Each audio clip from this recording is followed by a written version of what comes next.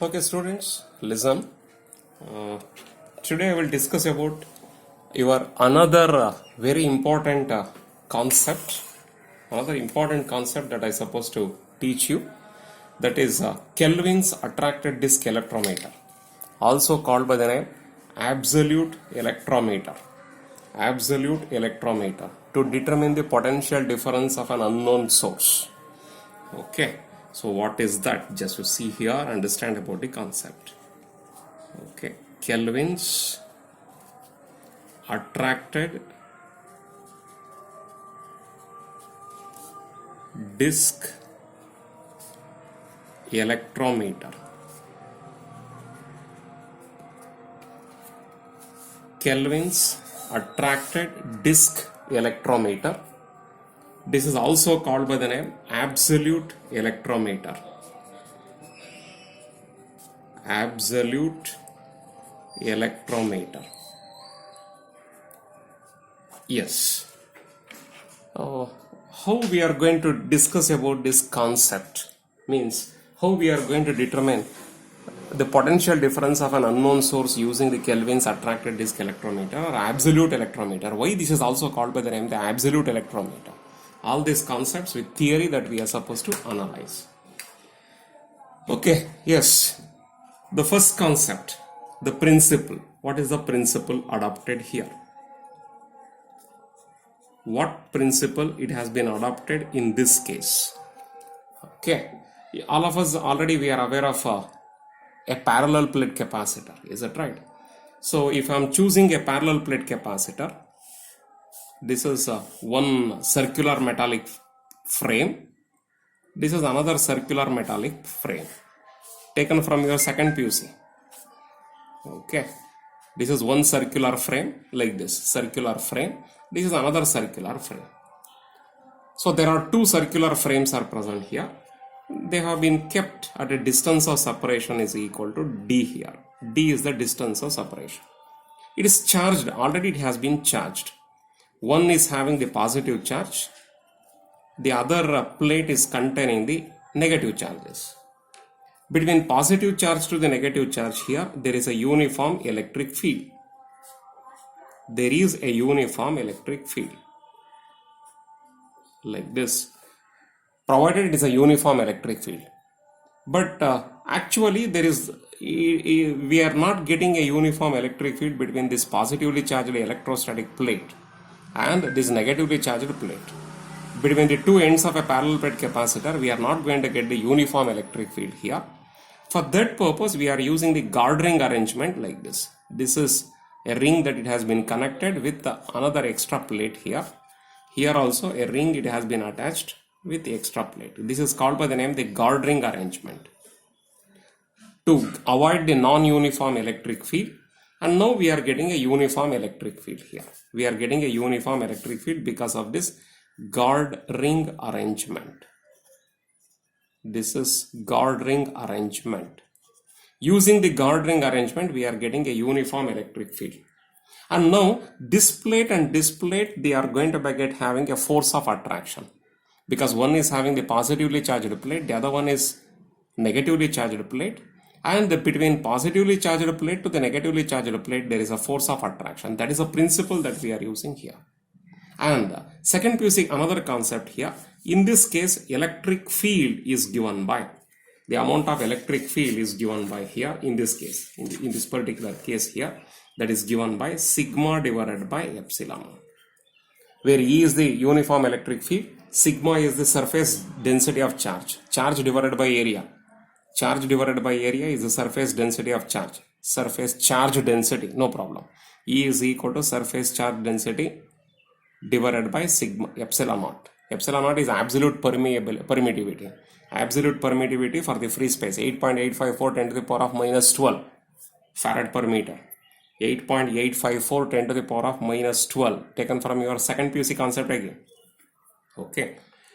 But already we have already come across about one more concept. The force exerted per unit area, we know that. I will write now only. The force exerted per unit area the force exerted per unit area. This derivation already we have concluded. It's already finished. That is given by sigma square divided by 2 epsilon. On a charged conductor, how much is the force experienced per unit area? Pressure is equal to how much? Or mechanical force experienced per unit area is equal to how much? That is sigma square divided by 2 epsilon. But E is equal to how much? E is equal to sigma by epsilon naught. I will substitute this value here. So that is equal to, maybe shall I consider this one as F1 here? So therefore F1 is equal to sigma square is equal to, here sigma is there, sigma square I supposed to do the substitution here. Therefore sigma is equal to E into epsilon naught. Therefore this F1 is equal to here, okay, E epsilon naught square divided by 2 epsilon naught. That is equal to E square epsilon naught square divided by 2 epsilon naught. One epsilon naught get cancelled. You are going to have here it is epsilon naught E square divided by 2. This is the force per unit area. Force per unit area is this. But this plate, if it is having an area is equal to A here, if A is the area of each plate, here, then here net force whatever it is acting on the plate is given by F1 into A. This is for the unit area here. For A area multiplied by A. That is equal to here epsilon naught E square divided by 2 multiplied by A, where A is the area of each plate. So using all this idea taken from your second PUC concept, all these ideas, especially this idea is taken from your second PUC. The Gordering arrangement also a little bit we have studied in our second PUC level. Based on these ideas that we are going to take up the next concept. Okay. Yes, this is the basic idea. Right. Now I will take up the next concept here. Listen properly. That is construction work. Construction. How we are constructing a attracted disk electrometer, Kelvin's attracted disk electrometer. What is the construction work? So basically it is containing two parallel plates. This is one parallel plate.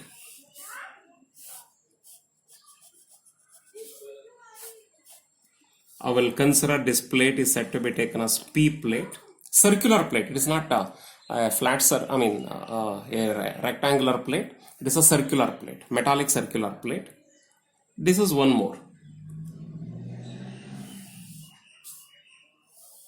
This is one more. ನಿಧಾನಕ್ಕೆ ಕರೆಕ್ಟಾಗಿ ಅರ್ಥ ಆಗುತ್ತಾ ಹೋಗುತ್ತೆ. Carefully, if you are listening, you can understand all these things. This is Q. Okay, ಎರಡು plate ಇದೆ. There are two plates. Capacitor must be containing two plates. P is one plate, Q is another plate. Now, it is already charged. If it is already charged here, positive charges are there, negative charges are there. Here to here, there must be a uniform electric field. To get the uniform electric field here, I am connecting a Gordering arrangement called by the name the Gordering arrangement. Okay, this is also extended here. This is also having a Gordering arrangement like this. It's a concept. So you know about what is this Gordering arrangement. Okay, the distance between the two plates is equal to D. What is the D and ಕೇಳಿದ್ರೆ D is the distance between the two parallel plate, whatever it is containing the plates. Between the two plates, the distance of separation between the two plates is represented by D. Okay. ಈ P plate ಅನ್ನ ಒಂದು spring connect ಮಾಡಿರ್ತೀವಿ. Spring ಅನ್ನ ನಾನು ಈ ತರ ಬರೀತೀನಿ ಅಷ್ಟೇ. This is a spring I will consider. Let us consider if this is S. S is the spring. This is S. This is spring. Spring ಅನ್ನ ಏನ್ ಮಾಡ್ತೀವಿ, ಒಂದು ಮೆಟಾಲಿಕ್ ಸ್ಕ್ರೂ ತರ ಇರುತ್ತೆ. ಓಕೆ, ಆ ಸ್ಕ್ರೂ ಇರೋದಕ್ಕೆ ಕನೆಕ್ಟ್ ಮಾಡ್ತೀವಿ. ಸ್ಕ್ರೂ ಕನೆಕ್ಟ್ ಮಾಡಿದ್ಮೇಲೆ ಇಲ್ಲಿ ಇದಕ್ಕೊಂದು ಮೈಕ್ರೋಮೀಟರ್ ಸ್ಕ್ರೂ ತರ ಇರುತ್ತೆ. ಅಂದ್ರೆ ನಿಮ್ಮ ಸ್ಕ್ರೂ ಗೇಜ್ ಇರುತ್ತಲ್ಲ, ಸ್ಕ್ರೂ ಗೇಜ್ ತರದ್ದೇ ಒಂದು ರೊಟೇಷನ್ ಮಾಡ್ಬೋದು. ಇಲ್ಲಿ ಒಂದು what is that, a screw like that, it is said to be exist. We can rotate that. ಈ ಥರ ಇರುತ್ತೆ. ಓಕೆ, ಇದನ್ನು ಎನ್ ಅಂತ ತಗೋತೀನಿ. It is a micrometer screw. N is the micrometer screw. ಈ ಮೈಕ್ರೋಮೀಟರ್ ಸ್ಕ್ರೂ ಎನ್ ಅನ್ನು ಹಿಂಗೆ rotate ಮಾಡಿದ್ರೆ P plate can be moved upper direction or may be the lower direction. ಒಂದು ಡೈರೆಕ್ಷನ್ ರೊಟೇಟ್ ಮಾಡಿದ್ರೆ P plate ಮೇಲಕ್ಕೆ ಹೋಗುತ್ತೆ, ಇನ್ನೊಂದು ಡೈರೆಕ್ಷನಲ್ಲಿ ಎನ್ ಅನ್ನು ರೊಟೇಟ್ ಮಾಡಿದ್ರೆ ಪಿ ಪ್ಲೇಟು ಕೆಳಗಡೆ ಬರುತ್ತೆ. That's all. Okay, S is a spring. ಇಲ್ಲೂ ಅಷ್ಟೇ, ಇದರದ್ದು whatever we have taken so for this plate, this metallic rod now, that metallic rod it will continue here. ಇದ್ರ ಕೆಳಗಡೆ ಇಲ್ಲಿ ಸ್ಟ್ರೈಟ್ ಆಗಿ ಇಲ್ಲಿ ಹೋಗಿರುತ್ತೆ, ಇದ್ರ ಕೆಳಗಡೆ ಕಂಟಿನ್ಯೂ ಆಗಿರುತ್ತೆ. ಇದಕ್ಕೆ this is attach to this one, Q ಪ್ಲೇಟ್ಗೆ ಅಟ್ಯಾಚ್ ಆಗಿರುತ್ತೆ. ಓಕೆ, ಇದಕ್ಕೊಂದು ಮೈಕ್ರೋಮೀಟರ್ ಸ್ಕ್ರೂ ಕೊಟ್ಟಿರ್ತೀವಿ. For this also there is a micrometer screw like this. Okay, this is M.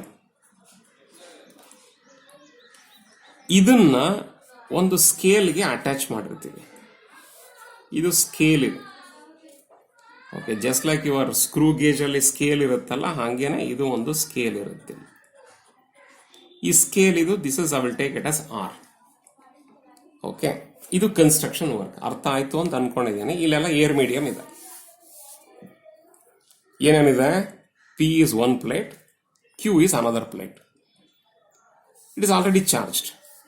P plate Q plate ಎರಡೂ circular metallic plates. Distance between the two plates is equal to D. Guard ring arrangement ಮಾಡ್ಕೊಂಡಿದ್ದೀವಿ to avoid the non uniform electric field, or I said to get the uniform electric field here. ಯಾವಾಗ ಇದ್ರ ಮಧ್ಯದಲ್ಲಿ uniform electric field ಇರುತ್ತೋ, E is equal to sigma divided by epsilon naught holds good ಆಗುತ್ತೆ. ಇದನ್ನ use ಮಾಡಿಕೊಂಡು already I have derived one concept here. The force acting on each plate is equal to here epsilon naught a square a divided by 2. Force F is equal to epsilon naught e square a divided by 2. E square a divided by 2. This is whole screw. ಇದರಿಂದ ಇದು ಬಂದಿದೆ. Okay, ಇವಾಗ P plate ಅನ್ನ ಒಂದು spring connect ಮಾಡಿದೀವಿ. ಆ spring ಇಂದ ಒಂದು ಮೆಟಾಲಿಕ್ ರಾಡ್ ಕನೆಕ್ಟ್ ಮಾಡಿ, ಆ ಮೆಟಾಲಿಕ್ ರಾಡ್ಗೆ ಒಂದು ಮೈಕ್ರೋಮೀಟರ್ ಸ್ಕ್ರೂನ ಕನೆಕ್ಟ್ ಮಾಡಿದೀವಿ. ಈ ಮೈಕ್ರೋಮೀಟರ್ ಸ್ಕ್ರೂನ ಒಂದು ಸೈಡಲ್ಲಿ ಒಂದು ಡೈರೆಕ್ಷನ್ ಅಲ್ಲಿ ರೊಟೇಟ್ ಮಾಡಿದ್ರೆ ಪಿ ಪ್ಲೇಟು ಮೇಲಕ್ಕೆ ಹೋಗುತ್ತೆ. ಇನ್ನೊಂದು ಡೈರೆಕ್ಷನ್ ಅಲ್ಲಿ ರೊಟೇಟ್ ಮಾಡಿದ್ರೆ ಎನ್ ಅನ್ನ the P plate is coming in the downward direction. Okay, ಇಲ್ಲೂ ಕ್ಯೂ ಪ್ಲೇಟ್ ಅಲ್ಲೂ ಹಾಗೇನೆ. ಕ್ಯೂ ಪ್ಲೇಟ್ ಅನ್ನ another rod it has been connected to the Q plate. ಆ ರಾಡ್ಗೆ ಇನ್ನೊಂದು ಮೈಕ್ರೋಮೀಟರ್ ಸ್ಕ್ರೂನ ಕನೆಕ್ಟ್ ಮಾಡಿದೀವಿ, ದಟ್ ಈಸ್ ಎಂ. ಎಂ ಅನ್ನ ಹಿಂಗ್ ರೊಟೇಟ್ ಮಾಡಿದ್ರೆ ಒನ್ ಡೈರೆಕ್ಷನ್ ಅಲ್ಲಿ ಕ್ಯೂ ಪ್ಲೇಟ್ ಮೇಲಕ್ಕೆ ಹೋಗುತ್ತೆ, ಇನ್ನೊಂದು ಡೈರೆಕ್ಷನ್ ಅಲ್ಲಿ ರೊಟೇಟ್ ಮಾಡಿದ್ರೆ ಕ್ಯೂ ಪ್ಲೇಟು ಕೆಳಗಡೆ ಬರುತ್ತೆ. ಈ ಕ್ಯೂ ಪ್ಲೇಟ್ನ ಎಷ್ಟು ಮೇಲಕ್ಕೆ ಮೂವ್ ಮಾಡಿದೀವಿ ಅಥವಾ ಕೆಳಗಡೆ ಮೂವ್ ಮಾಡಿದೀವಿ ಅನ್ನೋದನ್ನ ಡಿಟರ್ಮಿನ್ ಮಾಡೋದಕ್ಕೆ, ಮೆಜರ್ಮೆಂಟ್ ಮಾಡೋದಕ್ಕೆ V have taken A scale here. Using that scale that we can note down how much is the reading here, so that Q it has been moved either in the upper direction or in the lower direction. How much it has been shifted, that can be measured by using a scale provided for that purpose. R is that scale. Ishtonu construction work. Idishtonu construction work. Notes anna ivaglene idaagta iddangene ತೋರಿಸ್ತೀನಿ, ಆಮೇಲೆ ನೋಡ್ಕೊಂಡು ಬರ್ಕೋಬೇಕು. Okay, yes, what is that concept now? Theory. What is that theoretical concept? See that. Hoping that you have understood about the construction. ಈಗ theory ಕಡೆ ಹೋಗೋಣ. Theory easy ಇರುತ್ತೆ, carefully U see that. Okay, ಈ plate P ಇದೆಯಲ್ಲ, ಈ plate ಪಿನ ಒಂದು wire ಇನ್ ತಗೊಂಡೋಗಿ ಒಂದು ವಯರ್ನ ಇಲ್ಲಿ ತಗೊಂಡು ಇಲ್ಲಿ ಜಾಯಿನ್ ಮಾಡಿ ಪೇ ಪ್ಲೇಟ್ನ ಏನು ಮಾಡ್ತೀನಿ, ಒಂದು ಪೊಟೆನ್ಷಿಯಲ್ ಕನೆಕ್ಟ್ ಮಾಡ್ತೀನಿ. That may be the V P potential. Q plate ಅನ್ನ ಒಂದು ವೈರ್ ತಗೊಂಬಂದು ಕನೆಕ್ಟ್ ಮಾಡ್ತೀನಿ ಇನ್ನೊಂದಕ್ಕೆ, that is may be the Q. Q plate is connected to another potential, P plate is connected to another potential. So ಇದನ್ನ ಎಲ್ಲಿ connect ಮಾಡಿದೀವಿ ಅಂದ್ರೆ V P connect ಮಾಡಿದೀವಿ. ಈ ಪ್ಲೇಟ್ ಅನ್ನ ವಿ ಕ್ಯೂ ಕನೆಕ್ಟ್ ಮಾಡಿರ್ತೀವಿ.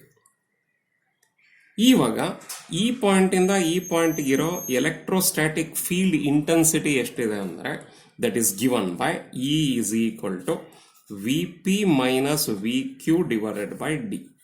ಇದು ಸೆಕೆಂಡ್ ಪಿ ಯು ಸಿ ಬಂದಿರೋ portion. E is equal to V by D ಅಂತ ಬರೀತೀವಿ ಅಲ್ಲಿ ಸೆಕೆಂಡ್ ಪಿ ಯು ಸಿನಲ್ಲಿ. E is equal to V divided by D. Electric ಇಂಟೆನ್ಸಿಟಿಗೆ one of the S I unit is volt per metre, because volt per metre is the S I unit for electric intensity. Voltage divided by the distance of separation between the two plates. ಇದು ಕೆಪಾಸಿಟರ್ನಲ್ಲೇ ಓದ್ತೀರಾ second P U ಸಿನಲ್ಲಿ. Okay, ಇವಾಗ coming back to the concept. ಪಿನ ಒಂದು wire connect ಮಾಡಿ V P connect ಮಾಡ್ತೀವಿ, ಒಂದು ಪೊಟೆನ್ಷಿಯಲ್. ಕ್ಯೂನ ಒಂದು ವೈರ್ ಕನೆಕ್ಟ್ ಮಾಡಿ ವಿ ಕ್ಯೂ ಪೊಟೆನ್ಷಿಯಲ್ ಕನೆಕ್ಟ್ ಮಾಡ್ತೀವಿ. ಎರಡರ ಮಧ್ಯೆ ಇರೋ ಡಿಸ್ಟೆನ್ಸು ಪಿ ಕ್ಯೂ ಮಧ್ಯದಲ್ಲಿರೋದು D. Therefore between here to here, between P and Q, the electric field is given by V P minus V Q divided by D. Okay, yes, already ಈ force ಬಗ್ಗೆ ಗೊತ್ತಿದೆ ನಮಗೆ. So I will take up that force here. F is equal to epsilon naught E square A divided by 2. ಇದು force, we know this. Okay, ಇವಾಗ ಏನು ಮಾಡ್ತೀನಿ, ಈ what is that epsilon naught F is equal to this much is there now. So I will substitute this E value here. Force ಅಲ್ಲಿ E value is here now. ಈ ವ್ಯಾಲ್ಯೂನ ಇಲ್ಲಿಂದ ಇಲ್ಲಿಗೆ substitution ಕೊಡ್ತೀನಿ. ಇವಾಗ ಏನಾಗುತ್ತೆ, that is equal to epsilon naught. Okay, ಇಗೆ substitution ಕೊಡಬೇಕು. V P minus V Q divided by D, that square. This is divided by 2. Okay, ಎಲ್ಲ ಅದೇ ಥರನೇ ಬರೀತಾ ಇದ್ದೇನೆ. ಎ ಹಾಗೇನಾಗಿದೆ, ಎ ಬರೀತೇನೆ. ಇವಾಗ that is equal to epsilon naught. Okay, V P minus V Q whole square. A ಬರೆದು ಬಿಡ್ತೇನೆ. V P minus V Q whole square divided by 2d. ಇದೊಂದು ಸ್ಕ್ವೇರ್ ಮಾತ್ರ ಇಲ್ಲಿ ಬರುತ್ತೆ, ಅದು ಡಿ ಸ್ಕ್ವೇರ್ ಡಿನಾಮಿನೇಟರ್ ಬರುತ್ತೆ.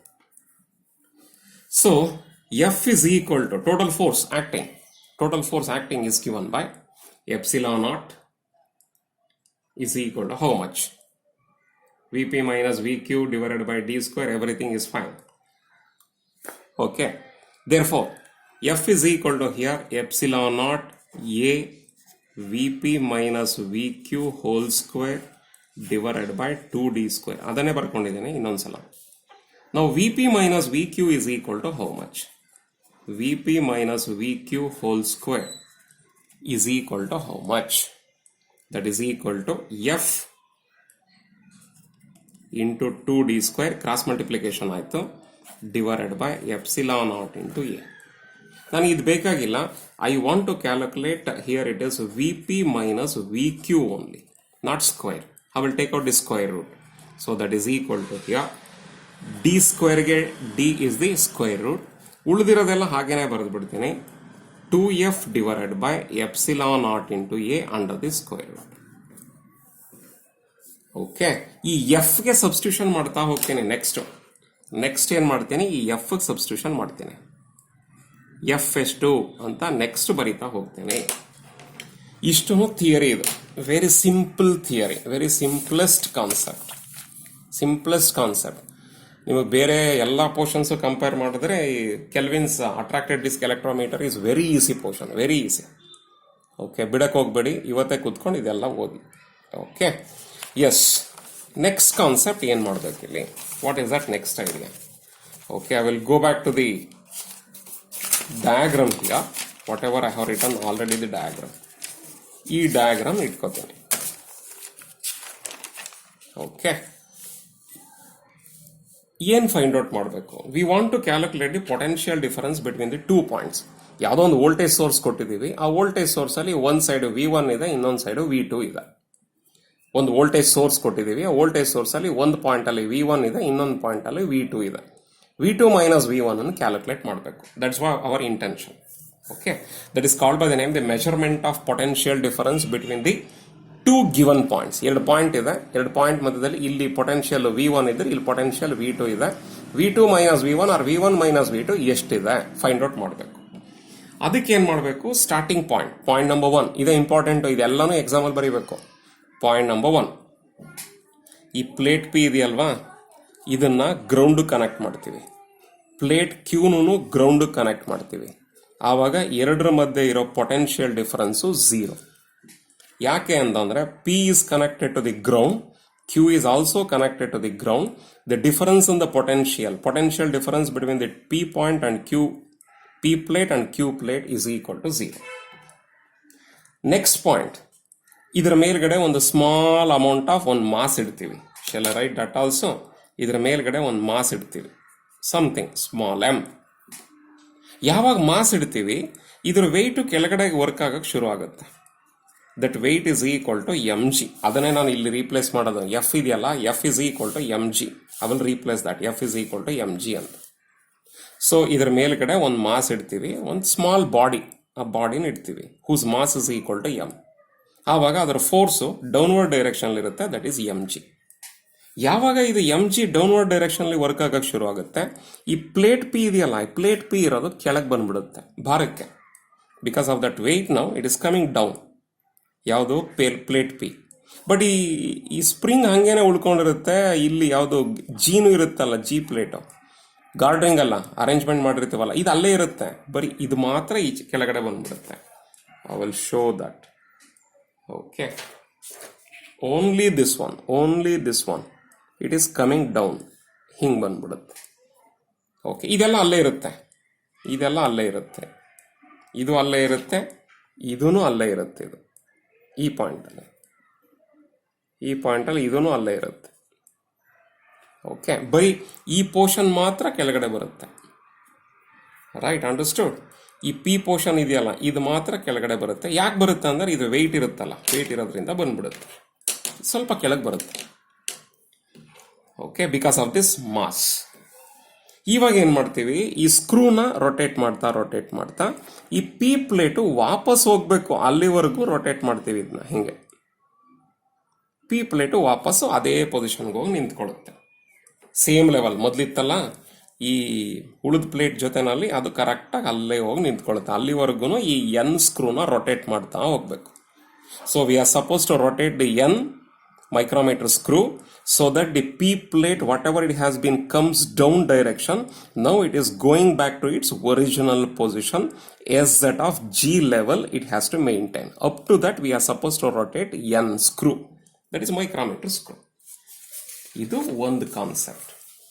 ನೆಕ್ಸ್ಟ್ ಕಾನ್ಸೆಪ್ಟ್ ಏನು ಅಂತಂದರೆ ಇವಾಗ right, G it has bin removed. ನಾವು ಈ ಮಾಸ್ ಇದೆಯಲ್ಲ, ಮಾಸನ್ನು ರಿಮೂವ್ ಮಾಡಿಬಿಟ್ಟಿದ್ದೀವಿ.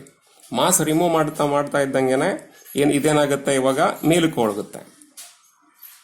ಓಕೆ, ಅರ್ಥ ಆಗಲಿಲ್ಲ ಅನ್ಸುತ್ತೆ. I will do it from the beginning. I will take it from the beginning. So ಇದೆರಡು ಪ್ಲೇಟು ಹೀಗೆ ಇದೆ. ಇದನ್ನ ಗ್ರೌಂಡ್ ಕನೆಕ್ಟ್ ಮಾಡ್ತೀವಿ, ಇದನ್ನು ಗ್ರೌಂಡ್ ಕನೆಕ್ಟ್ ಮಾಡ್ತೀವಿ. The potential difference between the two plates is equal to zero. ಒಂದು small body ತಗೊಂಡು ಅದರ ಈ ಪಿ ಪ್ಲೇಟ್ ಮೇಲ್ಗಡೆ ಇಡ್ತೇನೆ, whose mass is equal to M. Therefore force is acting in the downward direction, that force is M G. Because of that one ಈ P plate ಕೆಳಗೆ ಬಂದ್ಬಿಡುತ್ತೆ. Complete ಆಗಿ ಬರಲ್ಲ, ಸ್ವಲ್ಪ ಕೆಳಗಡೆ ಬರುತ್ತೆ. Downward direction, it will come to downward direction. ಇವಾಗ ಏನು ಮಾಡ್ತೀನಿ, ಎನ್ ಪ್ಲೇಟನ್ನು, ಎನ್ ಸ್ಕ್ರೂನ ಹಿಂಗೆ ರೊಟೇಟ್ ಮಾಡ್ತೀನಿ. ಸೊ ದಟ್ ಎನ್ ಅನ್ನ ರೊಟೇಟ್ ಮಾಡಿ ಈ ಪಿ ಪ್ಲೇಟು ವಾಪಸ್ ಸ್ಟೇಟಿಗೆ ಬರಬೇಕು. ಅಲ್ಲಿವರೆಗೂ ರೊಟೇಟ್ ಮಾಡಿ ನಿಲ್ಲಿಸ್ತೇನೆ. ಇದು ಇದೆ. M is also there. Okay, the body of mass M is also there on the plate. But only the micrometer screw it has been rotated so that the plate P is go back to the original position like that of G. Okay, next point. ಈ ಬಾಡಿನ ತೆಗೆದು ಬಿಡ್ತೇನೆ. I will remove this body M. If I am removing this body M here, what will happen? Certainly use your common sense. ಈ ಬಾಡಿದು mass ತೆಗಿತಾ ಇದ್ದಂಗೆ ಈ plate ಏನಾಗ್ಬಿಡುತ್ತೆ, ಇದು ಮೇಲಕ್ಕೆ ಹೋಗುತ್ತೆ. ಓಕೆ, ಬಾಡಿ ವೆಯ್ಟ್ ಕಮ್ಮಿ ಆಯ್ತಲ್ಲ, ಮೇಲಕ್ಕೆ ಹೋಯ್ತು. Right? Okay, the mass is removed, the plate P goes above the level of G. The body it has been removed here, the mass it has been removed, therefore the plate P it has gone above the level of G. Above the level of G it has gone. ಈ position ಅಲ್ಲಿ ಇದೆ important position. ಇದು ಇಲ್ಲಿವರೆಗೂ adjustment ಮಾಡಿದ್ವಿ. ಇಷ್ಟು position connection ಎಲ್ಲ ಆಗಿ ಇಷ್ಟೆಲ್ಲ ಮಾಡಾದ್ಮೇಲೆ ಇವಾಗ ಪ್ಲೇಟ್ ಪಿ ಇದೆಯಲ್ಲ, ಗ್ರೌಂಡ್ ಕನೆಕ್ಟ್ ಮಾಡಿರ್ತೀವಲ್ಲ, ಅದನ್ನ ತೆಗೆದಾಕ್ಬಿಡ್ತೀವಿ. ಇಲ್ಲೂ ಗ್ರೌಂಡ್ ಕನೆಕ್ಟ್ ಮಾಡಿದೀವಲ್ಲ, ತೆಗಿತೀವಿ. ಓಕೆ, ಈ ಪ್ಲೇಟ್ ಪಿ ಏನಿದೆ, ಈ ಪ್ಲೇಟ್ ಪಿನ ಯಾವುದಾದ್ರೂ ಒಂದು ನೋನ್ ಪೊಟೆನ್ಷಿಯಲ್ ಕನೆಕ್ಟ್ ಮಾಡ್ತೀವಿ, ದಟ್ ಈಸ್ ವಿ. ಈ ಪ್ಲೇಟ್ ಪಿನ ತಗೊಂಡೋಗಿ ನೋನ್ ಒಂದು ವೈರ್ ಕನೆಕ್ಟ್ ಮಾಡಿ ಇದನ್ನ ವಿ ಕನೆಕ್ಟ್ ಮಾಡ್ತೀವಿ, ಪಾಯಿಂಟ್ ವಿ. ಇದು ನೋನ್ ಪೊಟೆನ್ಷಿಯಲ್, ಇದು ಯಾವುದೋ ಒಂದು ಪರ್ಟಿಕ್ಯುಲರ್ ಪೊಟೆನ್ಷಿಯಲ್ 30 ವೋಲ್ಟ್ಸೋ 20 ವೋಲ್ಟ್ಸೋ ಯಾವುದೋ ಒಂದು ಪರ್ಟಿಕ್ಯುಲರ್ ವೋಲ್ಟೇಜ್ ಎಷ್ಟಿರುತ್ತೆ ಅಷ್ಟು ಕನೆಕ್ಟ್ ಮಾಡ್ಕೋತೀವಿ. ಈ ಕ್ಯೂ ಪ್ಲೇಟ್ ಇದೆಯಲ್ಲ, ಈ ಕ್ಯೂ ಪ್ಲೇಟ್ನ ನಾವು ಯಾವುದೋ ಒಂದು 2 ಟರ್ಮಿನಲ್ ಕೊಟ್ಟಿದ್ದಾನಲ್ಲ, ಯಾವುದ್ರದ್ದು ಪೊಟೆನ್ಷಿಯಲ್ನ ಅಂತ ಡಿಟರ್ಮಿನ್ ಮಾಡಿ ಅಂತ, that particular source which is containing the 2 terminals here, ಅದರಲ್ಲಿ ಒಂದು ಟರ್ಮಿನಲ್ಗೆ ಇದನ್ನ ಕನೆಕ್ಟ್ ಮಾಡ್ತೀವಿ. The terminal may be having A potential of V1. Right? The plate P, now grounding whatever it has been done, I will remove that. The plate P must be connected to a known source of voltage that is equal to V. Plate Q, it has been connected to an unknown source whose one terminal potential is equal to V1. ಇವಾಗ ಏನು ಮಾಡಬೇಕು? Okay, ಇವಾಗ ಈ micrometre ಸ್ಕ್ರೂನ rotate ಮಾಡಿ ಇದು ಹತ್ರ ಹೋಗುತ್ತೆ. ಆವಾಗ ಇದು ಮೇಲಕ್ಕೆ ಹೋಗಿದೆಯಲ್ಲ, ಇದು ಈ ಮೇಲಕ್ಕೆ ಹೋಗಿರೋದನ್ನ ಅಟ್ರಾಕ್ಷನ್ ಅಲ್ಲಿ ಕೆಳಗಡೆ ಎಳ್ಕೊಂಬರ್ಬೇಕಿದು. ಈ ಪ್ಲೇಟು ನೆಕ್ಸ್ಟ್ ಏನ್ ಮಾಡ್ತೀನಿ, ಇವಾಗ this micrometre screw I will rotate so that it is go on moving in the upward direction. ಹಿಂಗೆ ಮೂವ್ ಆಯ್ತು, ಯಾವುದು ಪ್ಲೇಟ್ ಕ್ಯೂ ಹಿಂಗೆ ಮೂವ್ ಆಯ್ತು. ಪ್ಲೇಟ್ ಕ್ಯೂ ಹತ್ರ ಹೋಯ್ತು. ಯಾವಾಗ ಇದು ಹತ್ರ ಹೋಗುತ್ತೆ, ಇದನ್ನ ಇದು ಅಟ್ರಾಕ್ಟ್ ಮಾಡುತ್ತೆ. ಇದು ಅಟ್ರಾಕ್ಟ್ ಆಗಿ ಕೆಳಗಡೆ ಬಂತು, ಇಲ್ಲಿಗೆ ಬಂತು, ನಿಲ್ಲಿಸ್ಬಿಡ್ಬೇಕು. Now this position we had to stop. Note down this distance between the two plates. That's all. That is D1. Note down the reading here. D1 R1. You had to note down. D1 R1. It is to be note down. Clear? ಇವಾಗ potential difference ಎಷ್ಟು ಅಂದ್ರೆ V minus V1 potential difference. Formula ಅದೇನೆ. So already we know the formula. ಇದಕ್ಕೆ substitution ಮಾಡ್ತೀನಿ. VP minus VQ ಇತ್ತಲ್ಲ, ಅದನ್ನ ತೆಗೆದು ಇವಾಗ I will going to write this one as V minus V1.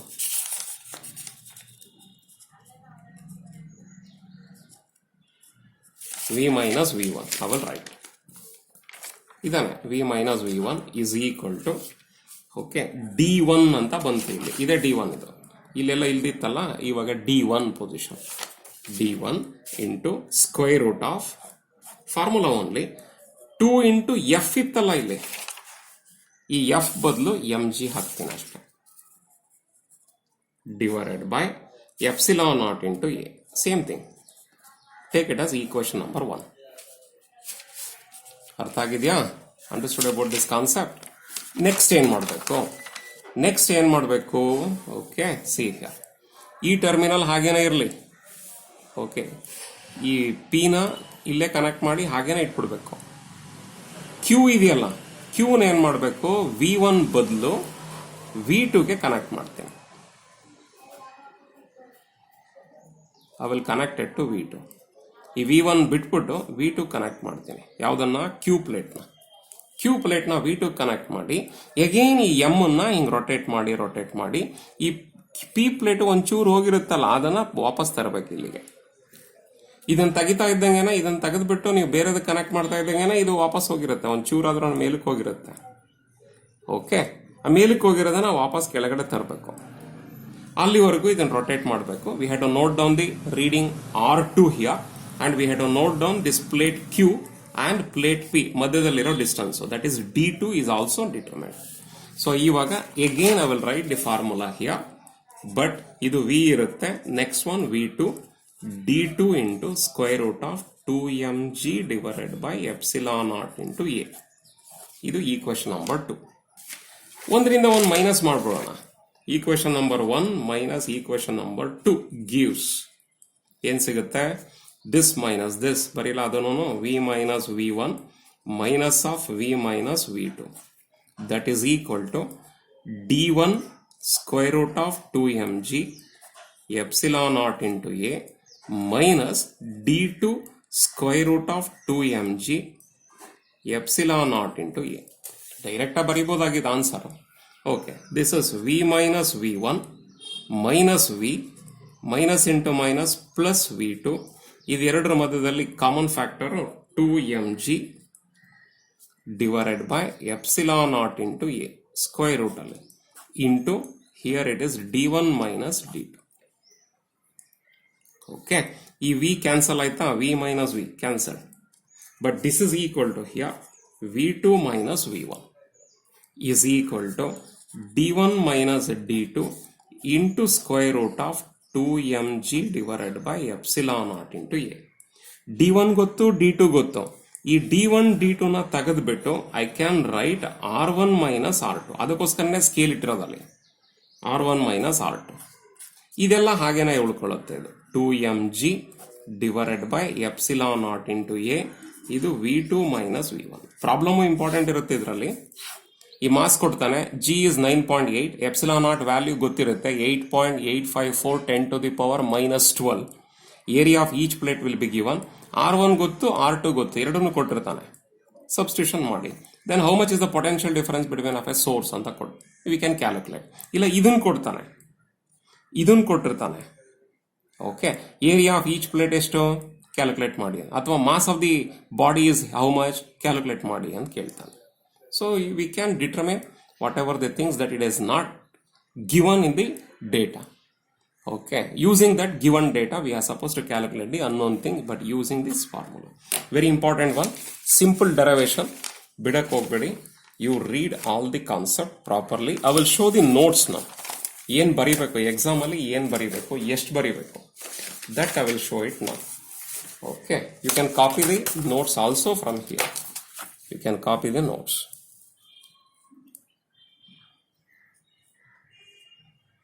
Within about 3 minutes you can copy this.